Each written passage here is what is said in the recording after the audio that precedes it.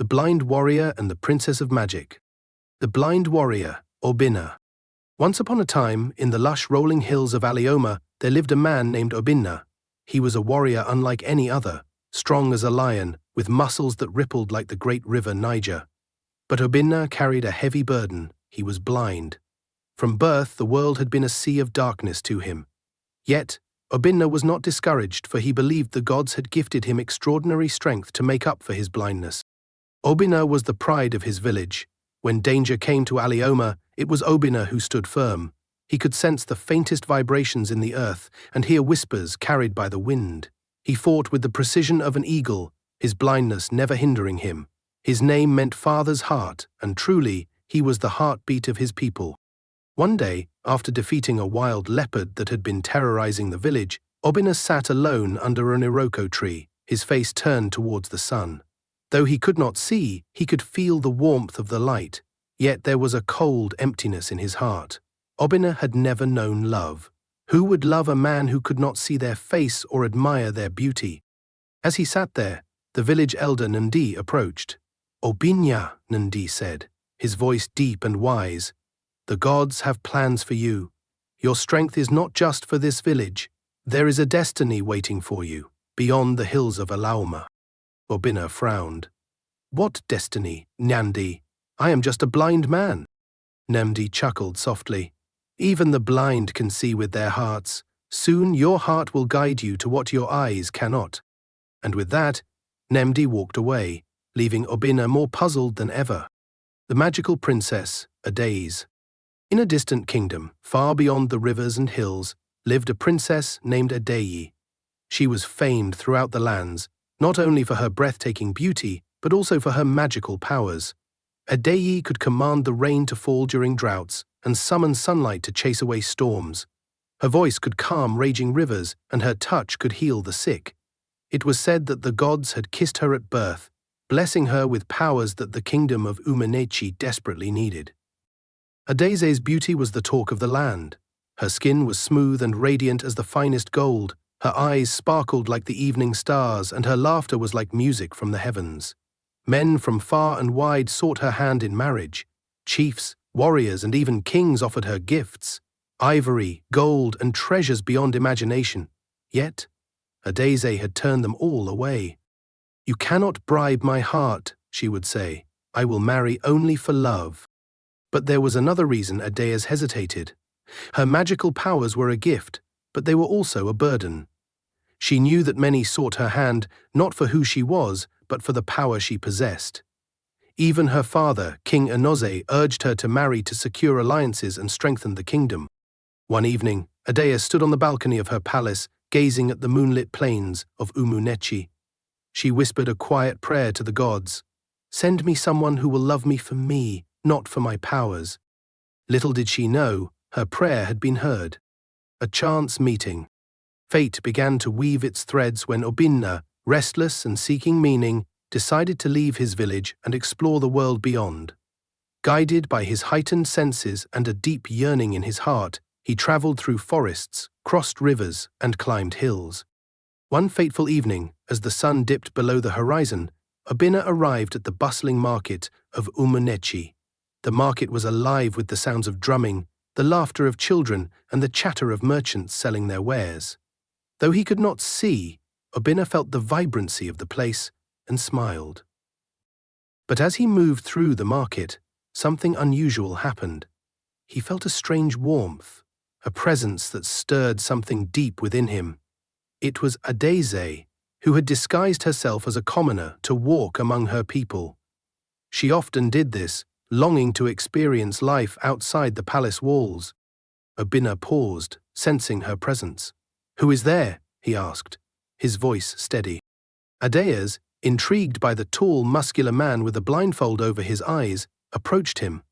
"I am Ada," she said, hiding her true identity.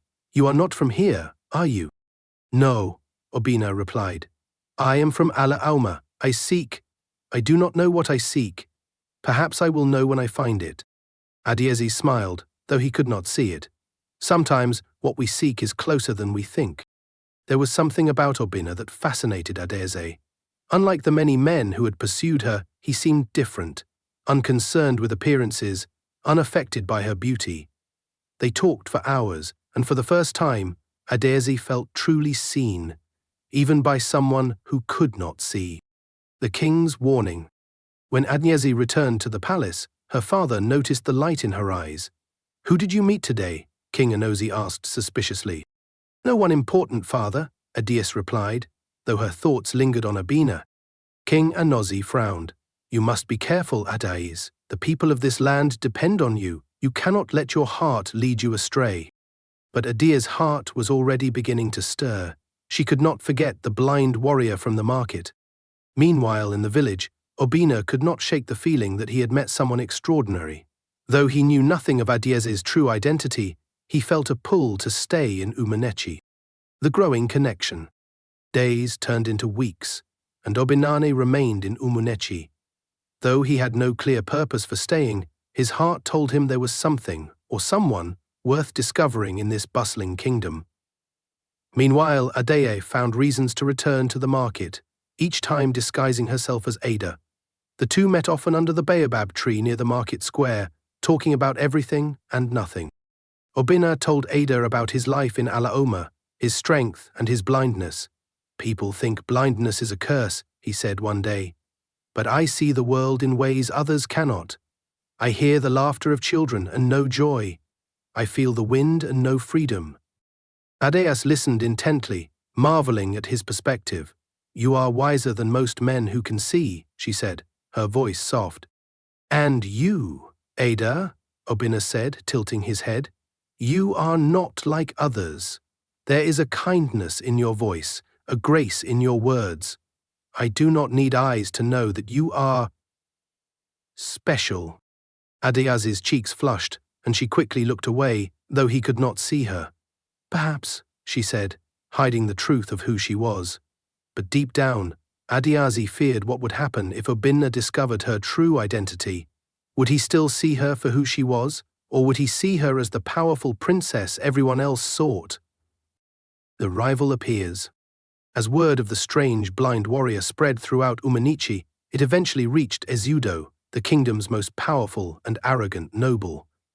Ezudo was one of the many men who had sought Adesa's hand in marriage, but she had always refused him. He viewed Obinna as a threat, though he could not understand why a blind man would captivate Adesa's attention. One day, while Obinna was helping a merchant carry heavy sacks of grain at the market, Ezudo approached him.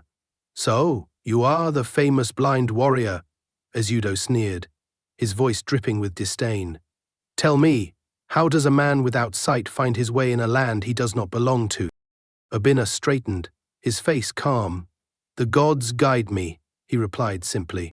Ezulu laughed mockingly. "The gods? Or perhaps you rely on pity from kind strangers?" Adize, who had been watching from a distance, felt anger rise within her.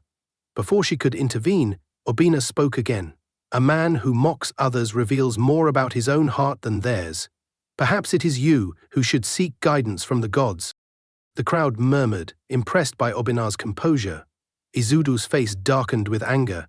"We shall see how wise you truly are, blind man," he said, before storming off. Adeyes approached Obinna after Eziudo left. "You should be careful," she warned. "Eziudo is not a man to cross lightly." "I do not fear men," Obinna said calmly. "I have faced leopards and survived." "But men can be more dangerous than leopards," Adeyes said softly, worry clouding her voice. The princess's secret. That evening, back at the palace, Adiaze paced her chambers. Her heart was heavy with worry for Obinna.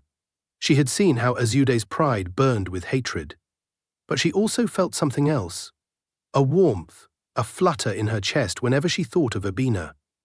Could it be that she, the magical princess sought by so many, was falling for a blind warrior? As she paced, her hand brushed against the amulet she always wore, a golden pendant shaped like the sun, said to be the source of her powers.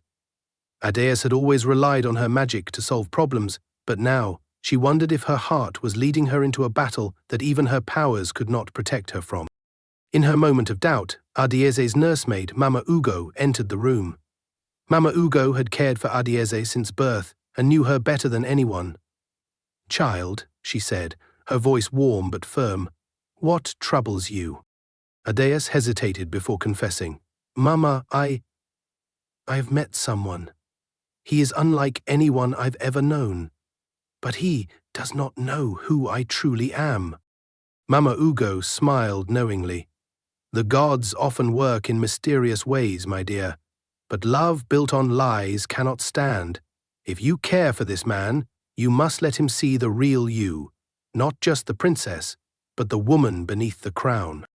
Adeyena nodded slowly, her heart heavy with both hope and fear. Trials of the blind warrior. Unbeknownst to a deity, Zezudu had begun plotting against Obinna. Using his influence, Izezu convinced the king to test the mysterious blind warrior's worthiness. "He is a stranger in our land," Izezu argued. "Let him prove that he deserves to remain among us." The king, always wary of strangers, agreed. The next morning, messengers arrived at Obinna's temporary lodging with a summons from the palace. "You have been chosen to undergo the trials of Omunenechi," they announced. "What trials?" Obinna asked, his brow furrowing.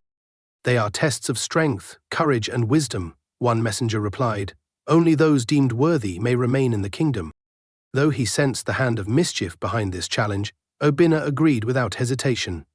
"I will face these trials," he said, "not because I need to prove myself, but because I believe the gods have brought me here for a reason." Adize, hearing of the trials, was distraught. She knew the dangers they entailed, tasks designed to break even the strongest men. But she also knew she could not interfere openly without revealing her connection to Obinna. The first trial. The first trial took place in the great arena of Umanechi. A crowd gathered to watch as Obinna faced his challenge, to wrestle and defeat a bull known as Alaoma, the good elephant. Despite its name, the bull was ferocious, with horns sharp enough to pierce steel. As the gates to the arena opened, the bull charged toward Obinna. The crowd gasped, certain that the blind warrior stood no chance, but Obinna remained calm, listening to the bull's heavy breaths and the thunder of its hooves. At the last moment, he sidestepped gracefully, avoiding the charge. Using his extraordinary strength, Obinna seized the bull by its horns and wrestled it to the ground. The crowd erupted in cheers, but Ezudo scowled from his place beside the king. Adeus, watching from the palace balcony, felt her heart swell with pride. "You are stronger than I imagined," she whispered, her voice carried away by the wind. The Ravel's scheme. Though Obinna had passed the first trial, Ezudo was determined to see him fail. That night, he met with a group of conspirators. "If strength cannot defeat him," Ezudo said, his voice low and venomous, "then we shall test his heart. Let us see how far this blind man's courage truly goes." Meanwhile, Obinna rested under the stars, unaware of the storm brewing against him. As he drifted to sleep, a soft voice echoed in his mind, Adeye's voice. Though she had not spoken the words aloud, Obinna felt her unspoken encouragement. "Be strong, Obinna. Your journey is far from over." The second trial. The dawn of the second trial came with much anticipation. The entire kingdom of Umanechi gathered around the grand arena, their voices buzzing with curiosity about the next challenge Obuned would face. Izudo, with his scheming smirk, stood proudly next to King Anozie, eager to see the blind warrior fail. The second trial was announced by a booming voice. To prove his courage, the challenger must cross the forbidden gorge and retrieve the sacred pearl of Nuokike. The crowd gasped. The forbidden gorge was a treacherous ravine filled with jagged rocks, slippery paths, and the haunting cries of creatures that many believed were the spirits of lost travelers. Obinna, unshaken, stepped forward. "I will take on this trial," he declared. The crowd whispered in awe. Was he fearless or simply foolish? As the trial began, Obinna stood at the edge of the gorge, feeling the vibrations in the ground. His heightened senses were his guide, and he trusted them. Step by step, he navigated the slippery paths, his hands feeling the air for danger. High above, Adieze watched from her balcony, her heart pounding. "Why must they send him to such dangers?" she whispered to herself. Unable to bear the thought of Obinna failing, she clasped her golden amulet and whispered an incantation. The wind softened, and the path steadied under his feet. Obinna, sensing the sudden calm, paused. "Thank you, gods," he murmured, unaware of Adese's secret aid. The rival's fury. When Obinna returned with the sacred pearl of Noakuke, the crowd erupted into cheers. King Anozi himself stood to applaud the blind warrior's bravery, but Izuda's face darkened with anger. This was not how he had imagined the day would end. Izulu stormed out of the arena and into his chambers, where he began plotting his next move. "The king may celebrate him now," he hissed, "but this blind fool will not survive the next trial." Meanwhile, Adese found herself torn. She knew she was crossing dangerous lines by secretly helping Obinna, but her heart would not let her stand idle. That night, as the moonlight bathed her room, she stared at her reflection in a polished bronze mirror. "What am I doing?" she asked aloud. Her thoughts were interrupted by Mama Ugo entering.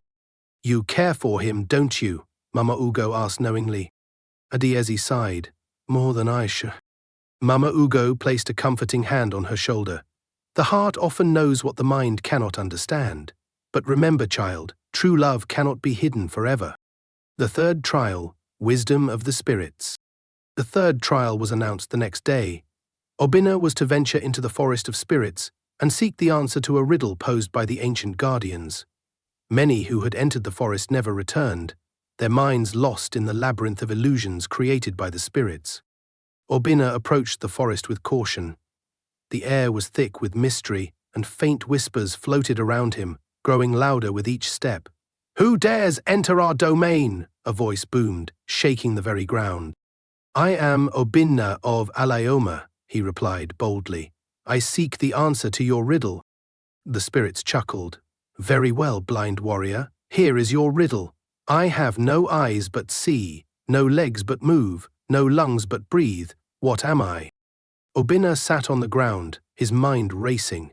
He thought of the wind, the rivers, the animals of the forest. Meanwhile, Adese, hidden behind a nearby tree, watched anxiously. She had followed him, unable to resist the pull of her heart. After a long silence, Obinna stood and spoke. "The answer is the wind." The forest fell silent. Then the spirits roared with approval. "You have answered wisely, Obinna of Alaoma. You may leave with our blessing." As Obinna emerged from the forest, victorious once again, Adese watched him with tears in her eyes. Her admiration for him deepened, but so did her fear. How much longer could she hide her true self? Izudo's dark plans. Humiliated by Obinna's continued success, Izudo sought the help of a powerful sorcerer, Okwudili, who lived in the shadowy caves beyond Umonechi. "I need you to stop this blind warrior," Izudo demanded, placing a chest of gold at the sorcerer's feet. Okwudili stroked his long grey beard. "Gold does not move me," he said, "but if you offer me something of greater value, I may consider your request." Izudo hesitated, then nodded. "Name your price." The sorcerer grinned wickedly. "Bring me the tears of Princess Adese. They hold great power." Izudo's face lit up with intrigue. "Consider it done." The princess in danger. Unaware of the plot against her, Adese continued to meet with Obinna in secret. Their bond grew stronger with each passing day, but one evening, as she returned to the palace, she was ambushed by Izudo's men. They bound her and carried her to Okwudili's cave. When Obinna heard of Adese's disappearance, his heart sank. Though he still did not know her true identity, he felt an unshakable need to protect her. Guided by his instincts, he set out to find her, his mind replaying her laughter and the softness of her voice. At the sorcerer's cave, Adese stood defiantly before Okwudili. "You will never break me," she said, her voice steady despite her fear. The sorcerer laughed. "We shall see, my dear princess. We shall see." Into the sorcerer's lair. Obinna journeyed into the wilderness, guided only by whispers from those who feared the sorcerer Okwudili. His heightened senses became his compass. The ground beneath him told stories of recent footsteps, and the wind carried faint echoes of cries, Adayese's cries. Though she had not spoken of her captivity, Obinna's heart knew where to follow. Inside the sorcerer's lair, Adese sat bound by enchanted ropes that glowed faintly under the dim light of the cave. Okwudili circled her like a predator, his long fingers gesturing toward a chalice that shimmered ominously. "The tears of a magical princess," he muttered, "are worth more than any treasure. They will make me unstoppable." Adiz glared at him. "You will never have my tears." Okwudili chuckled darkly. "We shall see, Princess Adeyeze. Everyone breaks eventually." The clash begins. Obinna reached the mouth of the cave just as the sun dipped below the horizon, plunging the world into darkness. For the first time, his blindness felt like an advantage. In the pitch black, he was equal to any man. "Who dares enter my domain?" Okwudili's voice boomed, reverberating through the cavern. "I am Obinna of Alaoma," Obinna declared, his voice steady. "Release her or face the wrath of the gods." Okwudili laughed. "A blind warrior? You are either brave or foolish." The sorcerer raised his hands, summoning shadowy creatures from the cave walls. They hissed and lunged at Obinna, but he stood firm, sensing their movements before they struck. With his incredible strength, he fought them off, his fists breaking through their mist-like forms. Adeye watched in awe. Though she had always admired Obinna's courage, seeing him in action ignited something deeper. She knew she had to act. Adeye's power unleashed. With a deep breath, Adeyeze focused on the golden amulet around her neck. Though the enchanted ropes suppressed her magic, she whispered an incantation, calling on the gods for aid. The amulet began to glow brighter, and the ropes that bound her snapped like dry twigs. Okwudili turned in shock. "You dare defy me, princess?" But before he could react, Adeyeze raised her hands, summoning a gust of wind that sent him stumbling backward. She rushed to Obinna's side. "You shouldn't have come for me," she said breathlessly. "I couldn't leave you," Obinna replied, his voice soft. "You are everything." Their moment was interrupted by Okwudili's furious roar. "You will both regret this," he bellowed, summoning a dark storm within the cave. The ground trembled, and jagged rocks fell from the ceiling. The sorcerer's fall. The cave turned into a battlefield. Obinna and Adeyeze fought side by side, their synergy unshakable. Obinna used his strength to shield Adeyeze from falling debris, while she used her magic to deflect Okwudili's attacks. Finally, Adeyeze saw her chance. "Obinna, hold him off," she shouted. Obinna lunged at the sorcerer, grabbing his staff and breaking it in half with a powerful snap. The sorcerer screamed as his connection to the dark spirits was severed. Adeyeze raised her amulet, its light now blinding. "By the gods who protect this land, I banish you, Okwudili!" With a final burst of magic, the sorcerer was engulfed in light and vanished, leaving behind only a faint wisp of smoke. The truth revealed. As the dust settled, Obinna turned to Adeyeze. "Ade, you are no ordinary woman, are you?" Adeyeze hesitated, her heart pounding. "No," she admitted. "I am Princess Adeye, daughter of King Anozi." Obinna's face remained calm. "You are the princess everyone speaks of, the one with magic powers." "Yes," she said, her voice trembling. "I should have told you sooner, but I was afraid you would see me as everyone else does. They want me for my power, not for who I am." Obinna reached for her hand, his touch steady and reassuring. "I do not need eyes to see who you are, Adeyeze. You are kind, brave, and wise. That is what matters." Tears filled Adeyeze's eyes, but this time they were tears of joy. The return to Umunnechi. When Obinna and Adeyeze returned to Umunnechi, the kingdom was in uproar. News of the sorcerer's defeat spread like wildfire, and the people hailed Obinna as a hero. But not everyone was pleased. Izudo seethed with rage, his plans thwarted yet again. "Mark my words," Ezeju whispered to himself. "This blind fool will pay." Izudo's schemes unfold. In the days following Obinna and Adeyeze's return, the people of Umunnechi celebrated their victory over the sorcerer Okwudili. However, in the shadows of the palace, Izudo was already plotting his next move. His jealousy burned brighter than ever, fueled by the people's admiration for Obinna and Adeyeze's growing bond. Izudo convened a secret meeting with a handful of nobles who shared his distaste for the blind warrior. "The people have been fooled by this outsider," Ezudo hissed. "He is blind, weak, and unworthy of standing beside our princess." One noble hesitated, but Ezudo he defeated Okwudili. He has proven his strength. "Strength alone is not enough." Ezudo slammed his fist on the table. "We must make the king see reason. Obinna is a threat to the balance of our kingdom." The nobles murmured in agreement, and Ezudo smirked. "We will sow seeds of doubt. By the time we are done, the people will see Obinna as nothing more than a fraud." Rumors in the wind. Ezezo's plan began with whispers. In the market square, in the courtyards, and even among the palace guards, rumors spread that Obinna's victories were not his own. Some claimed that Adeze had used her magic to aid him in secret. Others suggested that Obinna had struck a deal with Okwudili to stage the sorcerer's defeat. At first, Obinna paid little attention to the murmurs, but as the rumors grew louder, he could not ignore the sideways glances and hushed conversations that followed him wherever he went. One evening, as Obinna sat beneath the baobab tree where he and Adeze often met, he sighed deeply. "Why do people doubt me?" he muttered. Adeze, who had been approaching quietly, heard his words. She placed a gentle hand on his shoulder. "Obinna, the world is full of those who fear what they do not understand. Your strength threatens those who rely on their power and influence." Obinna turned his sightless gaze toward her. "But what of you, Adeze? Do you believe the rumors?"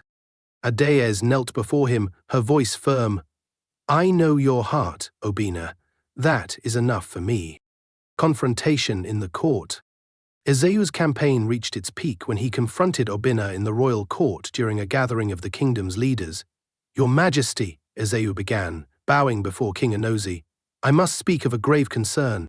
The king, seated on his ornate throne, raised an eyebrow. "Speak, Ezudo." Ezudo pointed toward Obinna, who stood silently at the edge of the chamber. "This man, this blind stranger, has bewitched the people with his false heroics. How can we trust someone who hides behind the princess's powers?"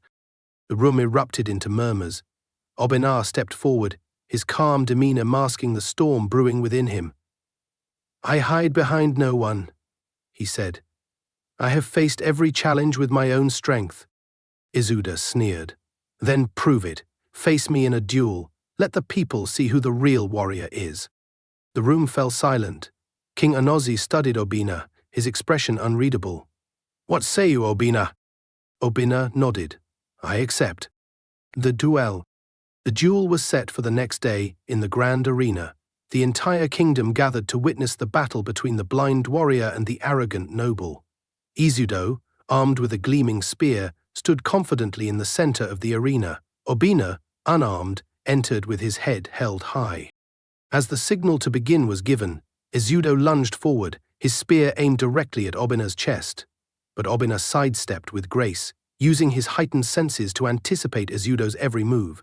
The crowd gasped as the blind warrior dodged and countered with precision. Frustrated, Ezudo swung wildly, his movements growing sloppy. Obinna, calm and focused, waited for the right moment. When it came, he seized Ezudo's spear mid-swing, snapping it in two with his bare hands. The arena erupted in cheers as Ezeud fell to his knees, defeated. King Enozi stood and raised his hand for silence. "Let this duel settle the matter. Obinna is no fraud. He is a warrior of great courage and strength." As the crowd chanted Obinna's name, Ezudo slinked away, his humiliation complete. But in his heart, the seeds of revenge grew deeper. The prophecy revealed. That evening, King Enozi summoned Obinna and Adeze to his private chambers. "You have proven yourself time and again, Obinna," the king said, "but there is something you must know." He retrieved an ancient scroll, its edges frayed with age. "This is the prophecy of Alaoma," he explained. "It speaks of a blind warrior and a magical princess who will unite to save the land from a great darkness." Obinna and Adeze exchanged glances, their hearts pounding. "The sorcerer Okwudili was but the beginning," the king continued. "There is a greater threat looming, an army of shadow warriors led by the spirit of Naoma, the sorcerer queen who once ruled these lands. She seeks revenge for her banishment centuries ago." Obinna clenched his fists. "Then we must prepare." Adeze nodded. "Together we can face whatever comes." Ezudo's alliance with darkness. Meanwhile, Ezudo, desperate for power, sought out the spirit of Alaoma in the forbidden swamps. Kneeling before her ghostly form, he swore loyalty in exchange for the power to destroy Obinna and claim the throne. Alaoma's voice was cold and haunting. "You will have your chance, Ezudo, but remember, power always comes at a price." Ezudo accepted without hesitation, unaware of the true cost of his bargain. The shadow of Alaoma. Ezeyu, now imbued with the dark powers granted by the spirit of Alaoma, returned to Umanechi under the cover of night. His appearance had changed. His eyes glowed with an eerie red light, and his voice carried a sinister undertone. But the most terrifying change was the aura of darkness that seemed to follow him wherever he went. That night, as the villagers celebrated Obinna's victory over Ezudo in the duel, strange omens appeared. The sky darkened unnaturally, and a chilling wind swept through the land. Animals became restless, and even the bravest warriors felt an unexplainable fear. Deep within the palace, Adaye sat with Obinna, discussing the prophecy. The prophecy spoke of a great darkness, Adaye said, her voice trembling. "I fear it has already begun." Obinna reached for her hand. "Whatever comes, we will face it together." Just as he spoke, a loud horn echoed through the night, followed by the screams of villagers. Adiye's amulet glowed faintly, signaling danger. They rushed to the palace balcony and saw a sight that froze their hearts. Shadows, rising from the ground, forming twisted, human-like figures. The Shadow Army had arrived. A kingdom in chaos. The Shadow Warriors, commanded by Ezu and the spirit of Alaoma, stormed through the streets of Umanechi, spreading terror and destruction. Though they had no physical form, their attacks were devastating, leaving homes in ruins and people in despair. Obinna and Adaye sprang into action. Obinna, wielding his unmatched strength, fought the Shadow Warriors with his bare hands. His heightened senses allowed him to detect their movements, even when they vanished into the darkness. Adaye, her magic glowing brighter than ever, used her powers to shield the villagers and push back the shadows. "Fall back to the palace," Adaye commanded, her voice echoing with authority. The villagers obeyed, seeking refuge within the palace walls. As dawn approached, the Shadow Warriors retreated, melting into the darkness from which they came. But the damage was done. Umanechi was in chaos, and the people were gripped with fear. The call to arms. In the aftermath of the attack, King Anozie called an emergency council. The palace's grand hall was filled with nobles, warriors, and villagers, all eager to hear how the kingdom would respond. "The shadows will return," Adaye said, standing beside Obinna, "and next time they will be stronger. We must prepare for war." "But how can we fight creatures made of darkness?" a nobleman asked, his voice shaking. Obinna stepped forward. "The shadows may be powerful, but they are not invincible. I have faced them, and I have fought them. Together, we can drive them back." Adaye added, "The prophecy speaks of unity. If we stand together, warriors, nobles, and villagers, we can protect our land." The king nodded solemnly. "Then it is decided. Umanechi will not fall without a fight." Word spread quickly, and the kingdom began to prepare for war. Blacksmiths worked day and night forging weapons, farmers supplied food for the army, and warriors trained tirelessly. Adaye worked alongside her people, teaching them basic defensive magic, while Obinna trained the warriors in combat. A journey to the sacred grove. As preparations continued, Adaye received a vision from the gods. In her dream, a golden tree appeared, its roots glowing with divine light. A voice spoke, "The power to defeat the Shadow Army lies in the sacred grove of Akik. Seek it, and you shall find the key to your destiny." When Adaye awoke, she immediately shared the vision with Obinna. "The gods are guiding us," she said. "We must find the sacred grove." Though the journey was dangerous, Obinna and Adaye set out the next morning, accompanied by a small group of trusted warriors. The path to the sacred grove was fraught with challenges: treacherous rivers, dense forests, and strange creatures that seemed to test their resolve. As they ventured deeper into the wilderness, Obinna began to sense something unusual. "Adaye," he said one night as they rested by a fire, "I feel as if the grove is calling to me. It's as if I've been here before, though I've never left Alaoma." Ayeze studied him curiously. Perhaps the gods have been preparing you for this moment all along. The trials of the grove. When they finally reached the sacred grove, they were met by 3 ancient guardians, their forms shimmering like sunlight on water. The guardians spoke in unison, their voices melodic yet commanding. To receive the power you seek, you must pass 3 trials. The first trial tested their courage. The group was separated, each forced to face their deepest fears alone. Obinna found himself in a vision where he was completely powerless, unable to protect those he loved. But his determination to overcome his fear brought him back to reality. The second trial tested their unity. They were tasked with crossing a collapsing bridge, where only by working together could they succeed. Obinna's strength and Adeze's magic proved invaluable, and the group reached the other side safely. The final trial tested their hearts. The guardians revealed a vision of Umanechi in ruins, a possibility if they failed. "What will you sacrifice to save your people?" the guardians asked. Obinna spoke first. "I will sacrifice my life, my strength, whatever it takes." Adeze added, her voice steady, "And I will sacrifice my powers if it means protecting my people." The guardians nodded. "Your hearts are true, you are worthy." The golden tree glowed brighter, and a beam of light engulfed Obinna and Adeze. When it faded, they felt renewed, their connection to the gods deepened. Obinna's strength had grown, and Adeze's magic now shimmered with divine energy. The rising storm. As they returned to Umanechi, they found the kingdom on high alert. Scouts reported that the Shadow Army, now larger and more menacing, was preparing for a full-scale invasion. Izudo, now completely consumed by Ninoma's influence, led the shadows with a sinister confidence. "We have little time," Adeze said. "We must use what we've gained from the sacred grove to rally our people." Obinna stood before the assembled warriors, his voice ringing with conviction. "This is our land, our home. We will not let the shadows take it from us. Together, we are stronger than any darkness." The people cheered, their spirits lifted by his words. The battle for Umanechi. The Shadow Army launched their assault, and the battle that followed was both epic and harrowing. Obinna and Adeze fought side by side, their combined strength and magic turning the tide. Villagers, warriors, and even the king joined the fight, inspired by the courage of their leaders.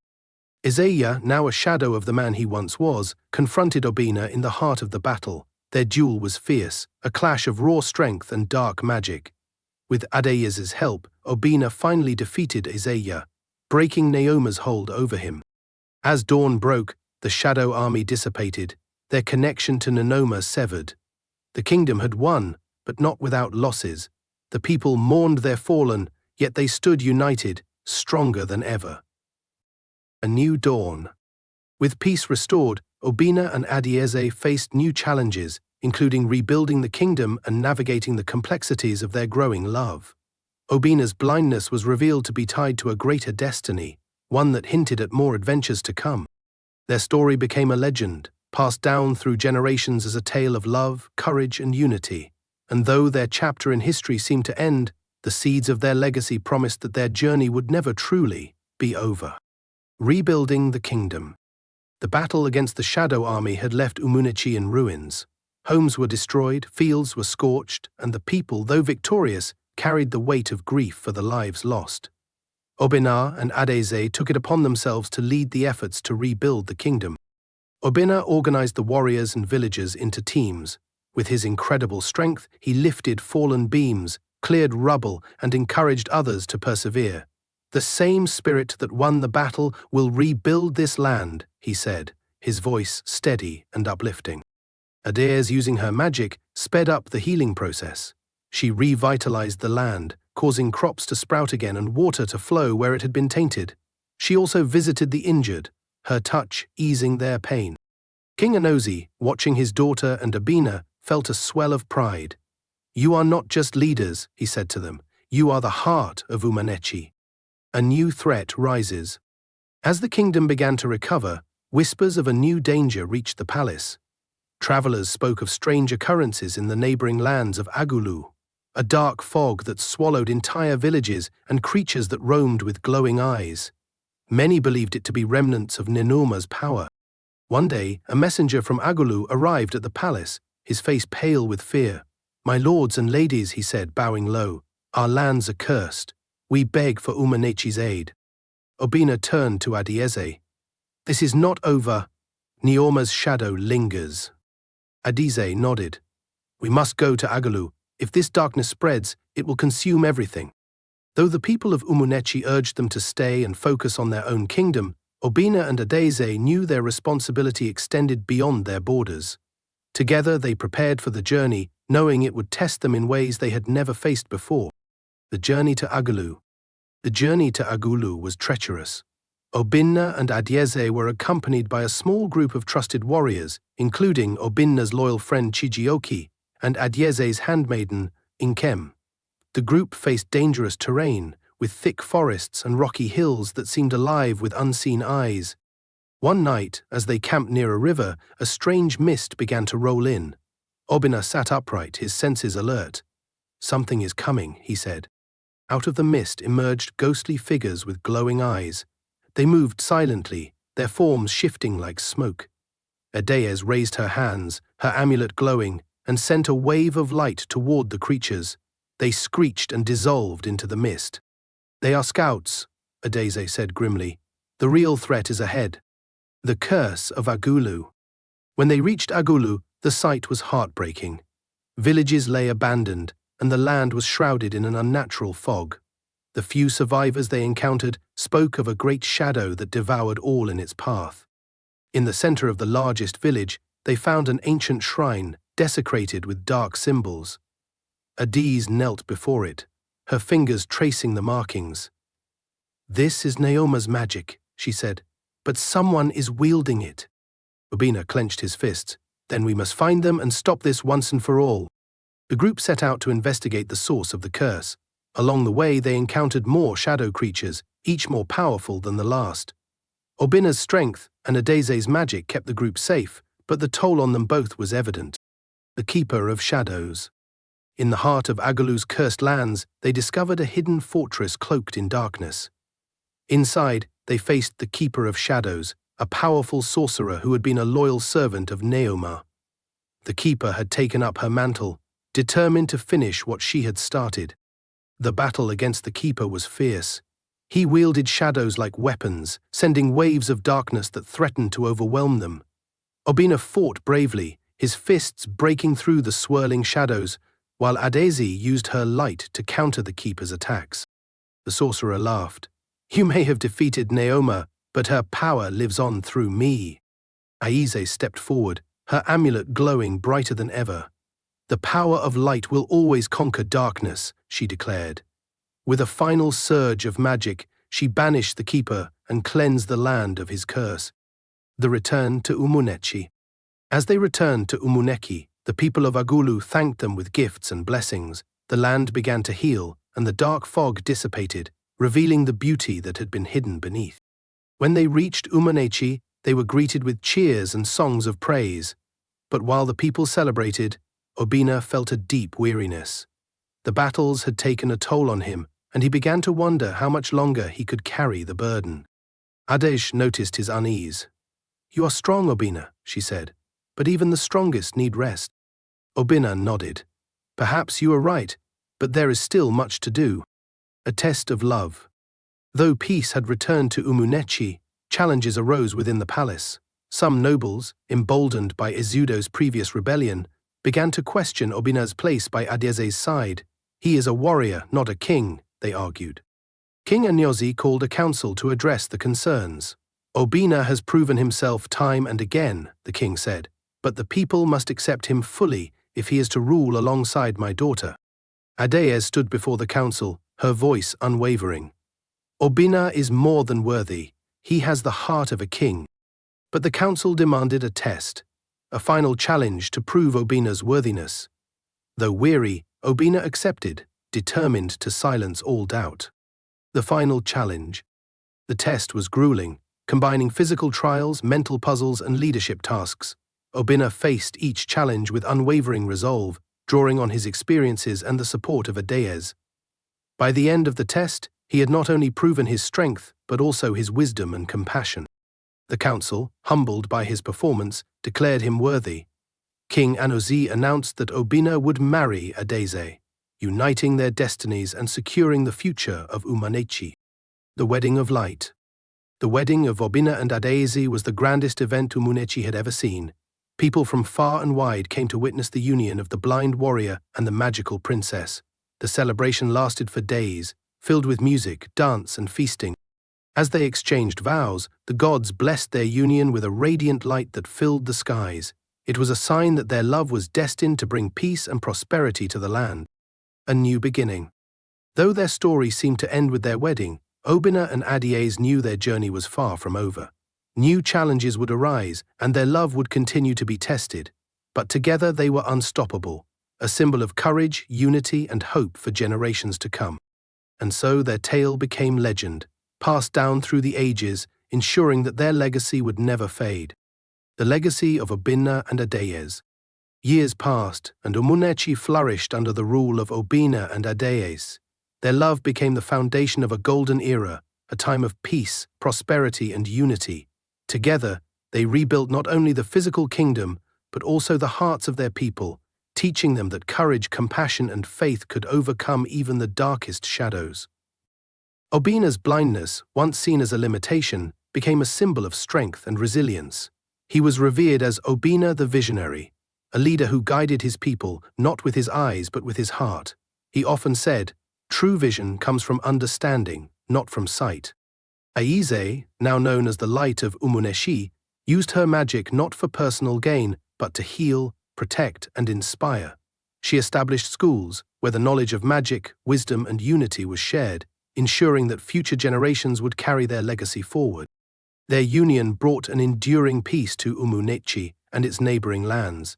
The alliances they forged through compassion and bravery created a bond that no army could break. The lands once plagued by darkness became places of light, where festivals were held in honor of the gods' blessings. The final blessing. On their 50th anniversary as rulers, Obinna and Adaeze stood before their people at the base of the great baobab tree where their journey began. The tree, now a symbol of their enduring love, had grown taller and stronger, its branches spreading wide like a protective canopy over the kingdom. Surrounded by their children, grandchildren, and the people of Umanechi, they spoke one final blessing. Our love was not born of sight, nor was it sustained by magic. It was forged in trust, in sacrifice, and in the unwavering belief that together we could overcome anything. May this kingdom always remember, unity is strength, and love is the greatest power of all. As their words echoed through the air, a golden light descended from the heavens, enveloping the couple. The people gasped in awe as the gods themselves seemed to bless their legacy. A timeless tale. When Obinna and Adaeze's time on earth came to an end, they were remembered not as mere rulers, but as legends. Their story was carved into the walls of the great palace, sung in songs, and told around fires for generations. The baobab tree, said to carry their spirits, remained a sacred place where people sought wisdom and courage. It was said that on quiet nights, if you listened closely, you could hear their voices in the wind, whispering words of hope. And so the tale of Obinna and Adaeze, the blind warrior and the magical princess, became eternal, a story that would never truly end, for in every act of courage, every spark of love, and every triumph over darkness, their legacy lived on. The end. I really hope you found this video entertaining. If you did, please show some love by giving it a like. I'd also love to hear your thoughts and feedback in the comments section. And most importantly, don't forget to subscribe to the channel and click that notification bell so you're the first to know when I upload new content. I'm always creating new videos and I wouldn't want you to miss out. Thanks for watching.